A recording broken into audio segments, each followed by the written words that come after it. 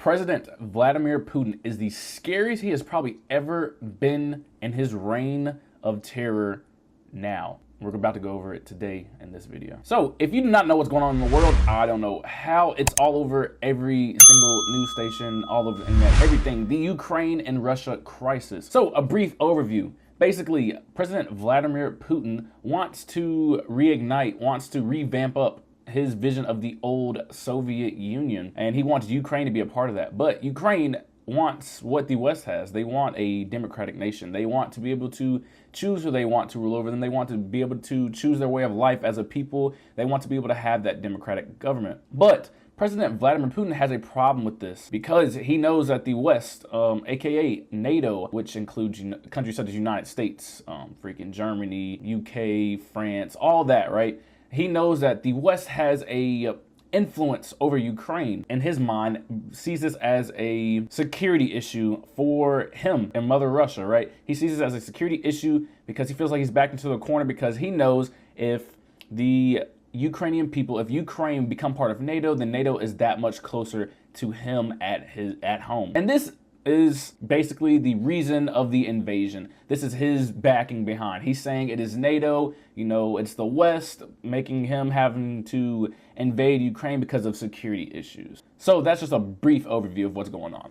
Well, this is the 5th day of the war currently, and I believe that the world is just completely in shock. I believe everyone thought, including President Vladimir Putin, that he was about to just run into Ukraine and just completely just walk on them. But the Ukrainian people have shown just unwavering will and defiance towards this Russian invasion. They have just held their own off of just sheer will for the love of their country, and is just freaking pushing back every little Russian attack that comes their way. And I believe this has really caught President Vladimir Putin off guard. I believe this is putting him in a state of mind that was already shaken and unhinged to an even more state. I believe he very, very much so underestimated the Ukrainian army and the Ukrainian people. I do not believe he thought that the Ukrainian people were going to necessarily just join arms with their army, because it's not just the Ukrainian army fighting, it's the actual people of Ukraine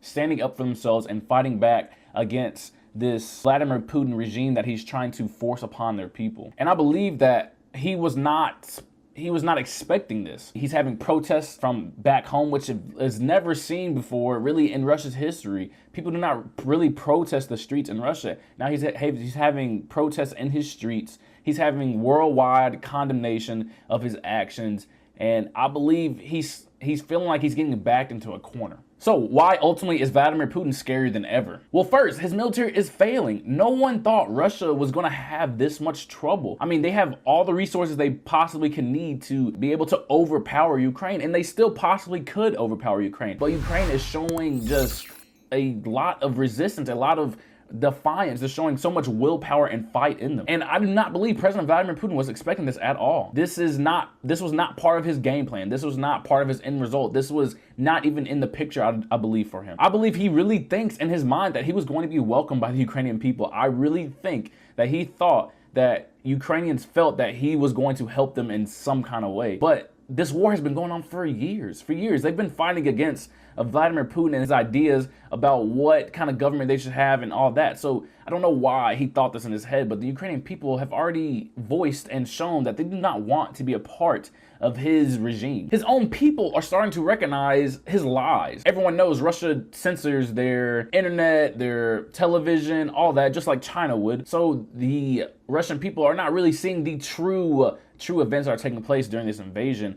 They're just being fed the lies from Putin and his cabinet, his officials, and everything like that. But social media has changed their viewpoints. Social media has really helped in really just broadcasting this Russia-Ukraine crisis all over the world. It has allowed people to be able to see what's really going on. And now the Russian people are starting to see what's going on and starting to protest. People are getting on the streets. More than 5,000 people have been arrested for protesting. Protests that have never, like I said, never really been seen in Russia like that. Now you're having the big oligarchs. You're having the wealthiest people. Those wealthy people are trying to tell Vladimir, like, hey, bro, like, you need to chill, because now they're losing their wealth because of all the sanctions being imposed on them by the US and NATO. It's now hurting their pockets, right? And now the Russia's economy is at all-time lows.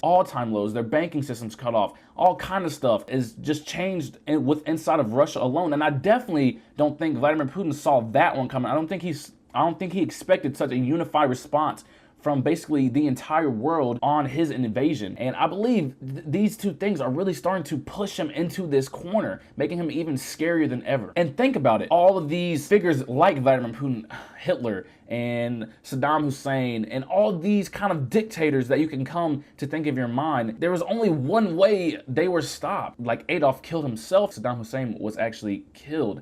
So what is it going to take for Vladimir Putin to be stopped? And if you think about it, those other dictators didn't really have just the nuclear arsenal that Vladimir Putin has. Russia has the largest nuclear arsenal there is in the world. And so now you have to think about it. Now that he has put it on the table, he has threatened to use nuclear power, which is actually part of Russia's playbook. It is literally in their doctrine, in their military strategy, to actually use nuclear power when they feel like it needs to be used. And now that he's put this idea on the table, this threat on the table, I believe the world should be watching very carefully. Because like I said, he is running out of options.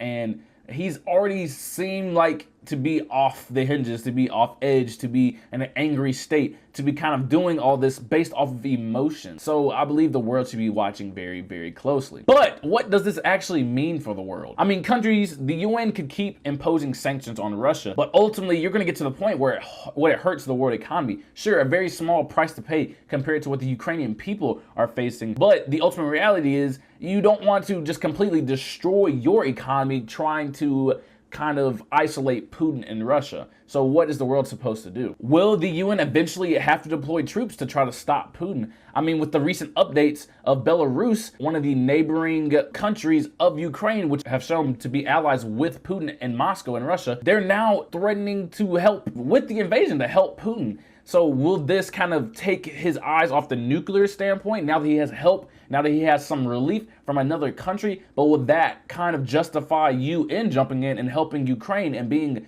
kind of their support? It's just something that I believe everyone should be watching very, very closely. But it kind of just leaves the big question of, will Putin stop himself or will he be stopped? Will Putin stop because of the sanctions and the fall and demise of his economy and his country at home? Will he realize that his military is not that experienced and is not really carrying out the mission that he really set forth in his mind? Will he realize that basically his military is just keep running into ambushes and that the Ukrainian people are in their homeland? They know their land better than he does, and is that they're just completely just overtaking, his plan right now. Will Putin actually stop? Will he stop because of the condemnation of the world on him? Does he actually care? Or is he really just set on this old Soviet Union regime that he has in his mind and he wants to just really just go for it full force and he doesn't want to stop? Will he start taking out civilians? Will he start doing whatever it takes to carry out this plan? Or will Vladimir Putin have to be stopped by force? Whether that's the UN jumps in and actually goes after Vladimir Putin. Who knows what it may take to actually stop him? Will he stop on his own will, or will he have to be stopped like many other dictators in the past? But whatever it may be, the world needs to be watching. Everyone needs to be watching very, very, very closely, because it could determine almost, I don't want to say the fate of the world, but it could definitely determine the fate of the global economy, global security. Think about it. Other countries are watching just as everyone around the world is watching. You have to think about it. Iran, China, they're all possibly making moves. They're all possibly using Vladimir Putin as an example, wanting to test their limits as well. So if Vladimir Putin is not stopped, or if he does not stop willingly, this could be the very start of World War III. This could be a start of conflicts all over the world. So I believe the United States and the UN need to make a statement. They need to show Vladimir Putin that he cannot do this, that this reign of terror is over, that he does not get his way whenever he wants it, that a democratic way of government can be for everybody and anybody who wants it. So what is the world going to do? What is he going to do? It's so many questions to still be answered, but definitely want to say prayers out to Ukrainian people. It is astonishing to be able to watch the resilience and the sheer willpower that they have for their country and fighting for their country. All of their leaders staying and fighting. Women, young men, older men, just everyone is literally fighting for their country with military experience, without military experience. They do not care because they care that much to be able to have that freedom in Ukraine, and that is commendable, and it's very just it's honestly inspirational. It's motivation just for us to here to be, especially in the United States, to be grateful for what we have, but definitely be praying for the Ukrainian people out there fighting for their country and the ones that are trying to seek refuge. My prayers go out to you personally. Guys, if you like this kind of video from me, please leave it down in the comments. Also, leave your viewpoints down in the comments as well. I want to see what you're thinking. If you like the video, please give it a like. If you have not yet subscribed, make sure you subscribe. Also, hit the notification bell so you do not miss anything coming your way from Troy the Great. And as always, guys, thanks for watching.